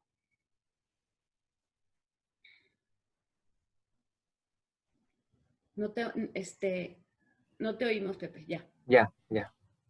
Bueno, les ponía aquí abajo como las definiciones para que entendiéramos a qué se refería. Yo entiendo las estancias como algo pasajero, lugares donde me imagino un recorrido, el camión, donde solamente estás un instante y parece que te apagas en la estancia. ¿Por qué? Porque lo único que quieres es llegar a otro punto. Y los habitáculos son lugares que haces conscientes, es decir, que vas, que tomas todo lo que debes tomar de ahí, recibes, te nutres, y si tienes que dejarlo, pues entonces lo dejas, pero más llevado por las circunstancias, casi obligado, que por deseo propio o por necesidad. Yo les decía que la clave para entender o diferenciar una estancia de un habitáculo está en la palabra designado y destinado. Aunque pareciera ser lo mismo, un designio, si vamos como mucho a esta parte de cómo los entendemos, cómo entendemos las palabras, a veces creemos que son sinónimos, el designio y el destino. Pero bueno, vienen de raíces diferentes. Yo decía que el habitáculo es un lugar al que vamos a llegar irremediablemente, lo queramos o no. Y la estancia está marcado que vayamos, pero podemos hacerlo o no. Es como el camino de los héroes, que tienen retos y ellos quieren estar en lo divino, es decir, están destinados a ser héroes. Y habrá quien nazca con esta marca, con este designio, pero no lo cumpla, es decir, nunca lo haga consciente. Entonces, las estancias son espacios que habitamos a veces sin ser conscientes, y los habitáculos somos conscientes de que estamos ahí, de que necesitamos estar ahí. Entonces, las esferas son habitáculos, es decir, grandes espacios contenidos por pequeños espacios. Y el Sloterdijk dice esferas y burbujas, perdón. Las burbujas son las estancias y las esferas los habitáculos. La burbuja se rompe y no Así queda es. mucho. Y también dijiste, en uno te apagas y en otro te enciendes, ¿no? Sí, o sea, en la estancia te apagas y en el habitáculo te enciendes. Te enciendes. Entonces creo que yo lo entendí mal, porque yo entendí estancia como algo que ocupas fuera. No sé si. Y habitáculo es algo que lo introyectas y te habita por dentro. ¿Y es correcto? Sí. Porque las estancias son los recorridos. Es decir, ocupas fuera acciones. Y el que ocupas dentro son como las introyecciones, ¿sí? Ok, ya.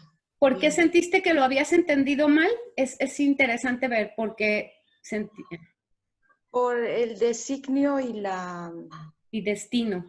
Ajá, por el designio y destino. Ajá. Sí, es que el designio es externo, pero el destino es interno. Ok. O sea, alguien designa algo, ¿no? Cuando decimos designio divino, pues desde fuera. Pero el destino, tú traes tu destino, tú traes una marca a la que vas a llegar. Que muchos, bueno, hay un pleito con esto del libre albedrío, ¿verdad? Y a través de un designio vas a llegar al destino. Ajá, sí. Sí, son tus traslados, los designios. Como veíamos que está el útero, traslados y desierto. El desierto es el destino al que todos deberíamos llegar. Y los designios son esos traslados. Ok, bien.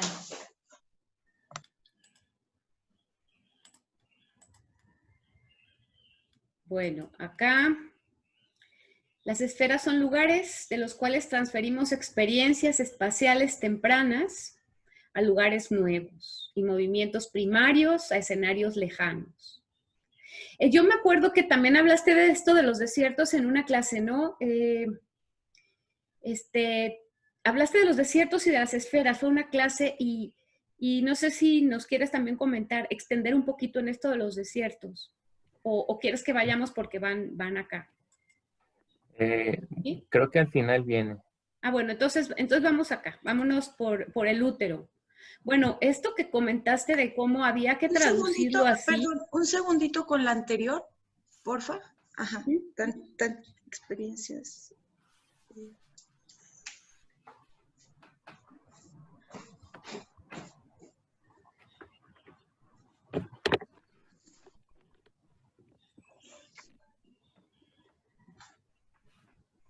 Sí, no sé, es como una casa, sacas tus muebles y ya los pones en otra casa, pero las vivencias, lo que viviste en esa casa, pues te los llevas. Sí, claro. Pues están en la esfera.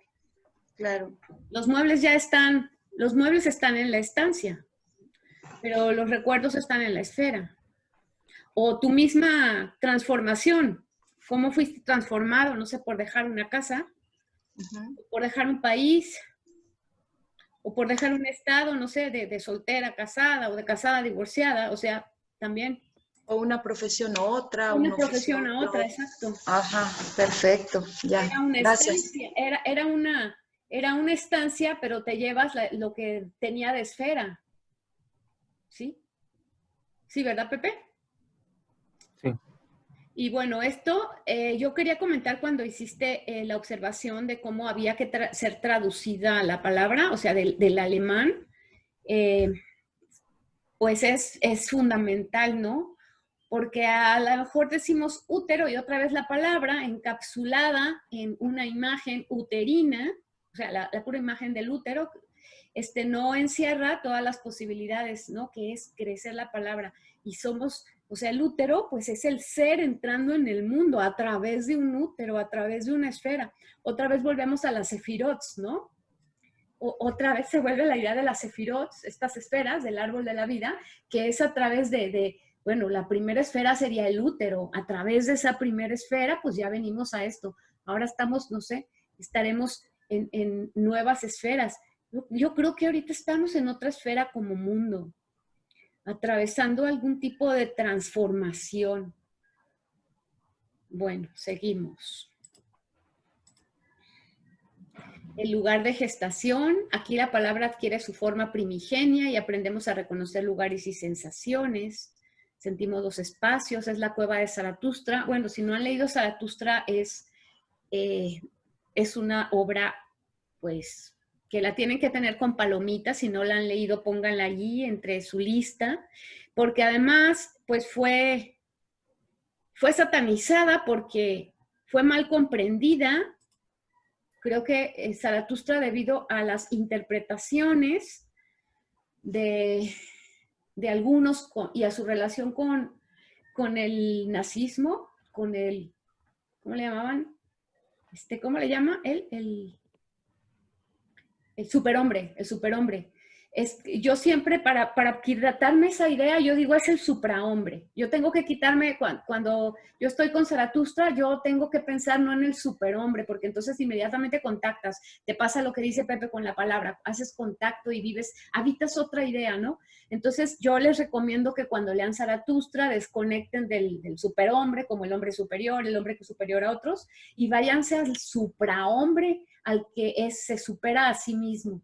O sea, no yo superando a otro, sino yo superándome a mí. Yo pienso en Cortázar, que creo que Pepe no es muy fan de Rayuela, pero yo un poco sí, casi es como Cervantes para mí, casi, el casi hace una distancia, pero para mí Rayuela es lo que él hizo, él se superó a sí mismo porque los cuentos son perfectos. Sí, o sea, ya había alcanzado una perfección cuentística. Entonces, como ya había alcanzado esa perfección, para mí, él, a lo mejor naciendo de nuevo, tengo una idea de que sí es posible volver al útero, ahorita la comparto, pero Cortázar lo que hace con Rayuela es superarse a sí mismo, es una superación de los cuentos y una forma totalmente diferente de lo que había propuesto, y es su superación no de otros, sino de sí mismo. ¿Qué más? A ver. Lo que quería comentar acerca decía Pepe, no podemos volver al útero. Bueno, hay muchas prácticas, muchos rituales develados por los antropólogos y por los arqueólogos también, por todos los estudiosos de las culturas antiguas. Hay muchos rituales donde la sanación se conseguía a través de a los enfermos, les llamaban recocidos, era como volverlos a meter al útero, y ya fuera este útero la forma de una tumba, la forma de un hueco en la tierra, la forma de una vasija, pero había un ritual para devolverlo al útero. Obviamente todo esto es una mística, ¿no? No puedes así literalmente, no estamos hablando de literalidad, sino de metáforas. Entonces, la persona sanaba a fuerza de volver a ese momento de perfección en donde te estás desarrollando desde ese círculo, desde esa esfera primordial conectada con lo divino perfecta, y se volvía ahí para sanar todo lo que produjo nuestro contacto, yo diría ahora, como dice Pepe, nuestra ceguera, ¿no? Esta ceguera que nos empieza a lo mejor a enfermar. Entonces, creo que el útero sigues pudiendo volver al útero de muchas formas, a través de los sueños, a través de muertes, vas dejando atrás algo y luego no sé de qué manera vuelves a nacer, ¿no? Incluso también hay actualmente rituales, bueno, no actualmente, sino que actualmente se están abriendo muchos rituales en donde la mujer no solamente vuelve al útero de su madre, sino se conduce hacia su propio útero, a través del cual logra contactar con sus úteros ancestrales.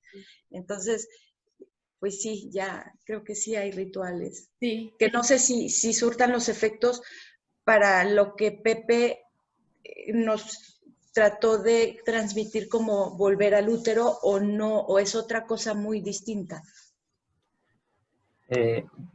Yo lo comentaba, físicamente, pues como dicen, es imposible. No podemos regresar al vientre materno físicamente, es decir, entrar de nuevo y luego volver a nacer. Pues no. No, pero yo les decía, metafísicamente es posible. ¿Cómo? Pues a través de estos rituales que son, sí, son más invasivos. ¿Por qué? Porque sí está puesto como el cuerpo físico, sin embargo, sí es una metáfora del regreso al vientre. Pues a través de la metáfora, del concepto, de la palabra, de las ideas, de todo lo metafísico, podemos volver. Como yo les mencionaba, al ver al nudo en la garganta o al ver la película y que sentimos esa sensación incomprensible, eso es metafísico. Entonces, está más allá de nosotros. Y solamente así regresamos un poco al vientre. Uh-huh. Uh-huh. Inclusive se ha investigado también que digamos, la virginidad de María deriva de este tipo de experiencias místicas, porque en las sociedades, otra vez, arcaicas, pero en algunas sociedades que viven todavía hoy en pleno siglo XXI, pero que viven en zonas lejanas de la civilización, se siguen cumpliendo ciertos rituales en los que se elige una virgen para que abra las piernas y el que va a gobernar tiene que pasar a través de las piernas de la virgen. Porque solamente esa concepción virginal otra vez de estar en una esfera cerrada al mundo, que no haya sido penetrada por ninguna exterioridad, o sea, nada exterior debe de violentar esa perfección. Entonces, por eso el que va a gobernar debe hacer ese tránsito atravesando las piernas abiertas de una joven virgen de la comunidad para nacer así virgen a toda esta imposición social. Entonces también creo que aquí cabe esto de volver al útero, ¿no? Para hacer, gobernar zonas con sabiduría y perfección, ¿no? Que bueno, luego vemos que está difícil, pero ese es el superego, ¿no? Es lo ideal, ¿no? O sea, una cosa es eso que desearíamos y que tendríamos que estar siempre alcanzando y está ahí manifiesto. Bueno, entonces, estos traslados... Angelín quería comentar algo. Perdóname, no te vi, Angelín, adelante. Gracias, Maite, qué bueno que señalas. Fíjate que Stanislaw Grof, un psicólogo, empezó a hacer con LSD en Estados Unidos viajes holotrópicos para regresar al útero. Le prohibieron las sustancias y vino a México, y entonces yo participé en una experiencia intensa que, bueno, algún día le escribiré a la mejor, pero a pura respiración holotrópica estabas en estados alterados de conciencia. Alguien te tenía que vigilar porque durabas como 3 horas en ese viaje y era regresar, porque ellos decían que tenías que vivir lo que experimentases en el útero. Son experiencias que no les puedo poner palabras porque era un estado diferente. Entonces, sí, no regresas físicamente porque no puedes estar al útero, pero las experiencias que vives ahí, yo la verdad, era estar adentro de mi mamá, o sea, si les puedo pedir una, hasta el momento de parto. No podía salir, no tenía conciencia, es algo fuertísimo y duró 3 horas. O sea, durábamos 3 horas en eso. Fue regresar, pues, no puedo decir en qué estado, pero es increíblemente intenso y sanador. Es un tipo de terapia, se llama respiración holotrópica, y es hacer viajes holotrópicos, sin sustancias, solo con un tipo de respiración donde vas a ese mundo, y es verdaderamente impresionante y intenso. Yo creo que si he estado en procesos terapéuticos, ese ha sido increíble. Yo creo que hice como 6 viajes, o sea, en diferentes momentos, pero es intensísimo. De veras que es así como uno se queda pasmado de lo que vive ahí. y es muy difícil después hablar de esto. O sea, no puedes ni siquiera narrarlo por todo lo que hay, no puedes poner palabras a la experiencia, colores, sonidos, sensaciones, que no le podías poner palabras. Después pintabas o hacía algo, pero no se podía poner palabras. Era muy, muy interesante. Digo, y muy fuerte la experiencia, muy fuerte. Hice como 6 ya, no muy como veces a eso, porque era como querer ser terapéutica holotrópica y dije, no, esto es muy intenso, muy. Pero si quieren leer de él, es bueno, vale la pena, está en Lau Grof. Wow, gracias, Angeline. Qué bueno, Maite, que me señalaste. Yo a veces, perdón, a veces tengo acá, no puedo ver a todos los que piden la palabra. Por favor, si se me pasa luego alguno, díganme. Pepe, creo que también querías comentar algo. Sí, que gracias a lo que comenta, esta parte final donde dice no puedes ponerle palabras, y tiene que ver con ese instante en el que estás en un mundo sin palabras. Entonces va a ser difícil explicar de qué se trata, porque solamente se siente. ¿Qué es lo que pasa en los misterios de Eleusis, no? Los misterios de Eleusis decían que no podían compartir lo que se vivía ahí, pero no es que no pudieran de que... Hay quien juzga que era que no tenían permiso. No, es que era algo inefable. Entonces, realmente, ¿cómo ibas a compartir algo inefable? ¿Sí? Una experiencia que no, para la cual las palabras no nos alcanzan. Bien, ¿alguien más? ¿No? Vamos a seguir. Bueno, a mí me gustan las asociaciones que ha hecho Pepe, pero me ha gustado más su presentación, entonces por eso no estoy pasando mucho a lo denigredo, albedo y rubedo, porque estoy prefiriendo ahondar en esto que él nos trae, estos traslados. La diferencia, pues vamos a regresar, la diferencia de ser, de entrar al mundo a ser en el mundo y luego a ser con el mundo. Yo creo que estos sí quiero pasarlos así juntos para entrar al mundo, ser en el mundo y con el mundo. Es como cuando te dicen, una cosa es lástima y otra cosa es compasión. En compasión sientes con el otro, ¿no? Entonces creo que por ahí va. Estos traslados, se me hizo muy interesante cómo pues la vida está llena de traslados, ¿no? Pero en cada traslado está esta esencia de la esfera. Y pues aquí, Pepe, cuéntanos de esto, de estos 2 puntos, porque ya creo que después de esto sí. Cuéntanos de estos 2 puntos, porque te limitaste, dijiste, no, pues no me quiero extender. No, extiéndete. No sé si o el del desierto, el del desierto. Esto de estar minado, a mí también me pasó que la palabra minado me llevó a pensar que estábamos llenos de que las palabras eran minas y que explotaban dentro de nosotros, pero luego fui cachando que querías decir otra cosa, ¿no? O sea, fui cachando que otra vez la palabra me llevó por un lado y era otro.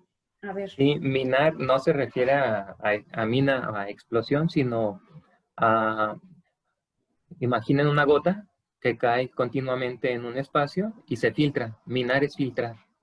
Entonces, pero más profundo, pues no es una filtración simple, sino a la fuerza. Entonces, cuando nosotros pensamos, comenzamos a estar minados, hay algo que comienza a adentrarse en nosotros a la fuerza, queramos o no.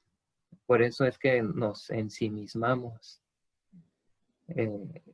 Es muy complejo, pues los desiertos siempre son densos, siempre son pesados, siempre son tremendos, imposibles de concebir incluso. Entonces nuestros pensamientos están ahí y son densos, son inconcebibles, son tremendos. Y solamente nos damos cuenta de esa pesadez hasta que nos ensimismamos, es decir, hasta que volteamos hacia adentro de nosotros. Y es tan complejo y tan pesado que a veces nos sobrepasa. Por ejemplo, Albert Camus escribe un libro tremendo sobre esta idea de estar minados, que se llama El mito de Sísifo. Y entonces dice que llega un momento en el que nosotros nos enfrentamos Nietzsche le llama a la hora del decir sí. Y Camus en su libro dice que se refiere al punto de inflexión en donde debemos tomar una decisión, continuar por el camino o darnos cuenta de que todo se ha acabado. Y es tremendo, es decir, eso es estar minado. Darte cuenta de que vas a seguir por el camino siendo consciente de lo que has vivido o no puedes con eso y entonces tomas la decisión, es decir, el decir sí, el dejarse caer. Y que luego lo traducen, bueno, es el suicidio. No es otra cosa que ser consciente de un sí, a la hora del decir sí, es decir, sí a qué, voy a continuar o voy a terminar aquí las cosas. Entonces eso es, digamos que es la magnitud del desierto. Cuando nos enfrentamos a él, nos enfrentamos a una decisión tremenda. Voy a dejar que las palabras entren en mí y me expandan y entonces me transformen o no puedo con ellas y el peso es tremendo. Sí, es un concepto muy complejo. En Nietzsche significaba aceptar que se está más allá de todo. Y él después escribe un libro tremendo que se llama Más allá del bien y del mal. Y que no es otra cosa que ser una conciencia superior a la conciencia. Muy difícil de lograr. Pero bueno, él lo logra, ¿verdad? Porque es Nietzsche. Él puede hacer lo que quiere. Pero nosotros no. Nosotros nos enfrentamos continuamente a nuestros desiertos. Y a veces declinamos y decimos, no se puede. Y entonces nos ponemos la mascarita, salimos a la ciudad e ignoramos nuestros desiertos. Pero están ahí fijos siempre. Y no hace falta más que una sola palabra para que caigamos en él, como gotita. Caemos al desierto y entonces crece y crece y crece. A mí me encantó esto del desierto crece. Como les digo, yo trato de no teorizar tanto sobre las palabras o conceptos, sino más bien sentir y decir qué siento cuando escucho el desierto crece. Y es una vastedad tremenda. Y entonces lo único que trato de hacer es llevar todas mis palabras, todas mis gotitas ahí y dejar que crezca el desierto, que el hueco se haga más grande. Porque para eso está ahí, pues por eso es que necesitamos ensimismarnos de vez en cuando. Cuando sentimos que no queremos hablar con nadie y que parece que todo nos molesta, no es otra cosa que el adentro llamándonos, pidiendo que tengamos ese momento de separación del mundo para habitar por pequeños instantes nuestro desierto. No, pues Pepe, te agradecemos muchísimo esta exposición. De verdad, bueno, esperamos tus palabras de poeta. Sé que tienes por ahí algo, yo sé que ya tienes fans, porque si ahora les gustó, aparte tiene sus palabras de poeta. Recuerden que él tiene publicadas sus reflexiones de la clase, están publicadas en Tritemius. Si quieren, las copio los links para que se los manden en el video y puedan acercarse a sus reflexiones de Pepe. Siempre hace una síntesis después de cada clase. Hoy, pues más bien nos hizo la entrega de todo, pero pues qué bueno que estás acá, qué bueno que contamos con tu talento aquí en Tritemius, Pepe. Y pues a todos, muchas gracias por participar. Qué bueno que están acá, nutriéndose, qué bueno que se nutren de conocimientos, ¿sale? Y